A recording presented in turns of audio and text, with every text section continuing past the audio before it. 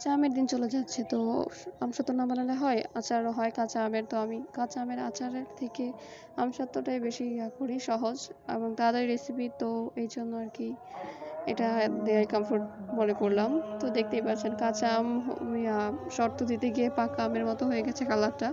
তো সবুজ, সবুজ হয়নি আমারটা লাল, লাল হয়েছে কারণ আমি অনেকটা রোদ দিয়েছিলাম।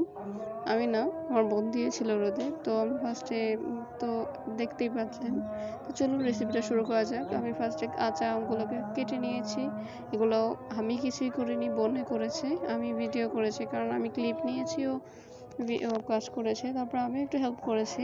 যাই হোক, ফার্স্টে আমগুলোকে সুন্দর করে টুকরো করে কেটে নিয়ে সেগুলোকে লবণ দিয়ে পানি দিয়ে সেদ্ধ দিয়েছি। সেদ্ধ দেওয়া হয়ে গেলে একটা ডাল কুটুনি বা যেটার সাথে পুরো আমটাকেই মিক্স করে নরম করে নিয়েছি।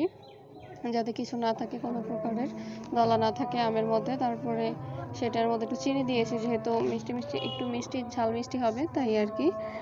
তারপর আমরা এগুলোকে সুন্দর করে নেড়েচেড়ে নিয়েছি। তো যেহেতু কাঁচা আমেরটা বানাতে চেয়েছিলাম কিন্তু এইজন্য আরকি কালার দিয়েছিলাম ফুড কালারটা। তো আমাদের লাস্টে কালার হয় নাই।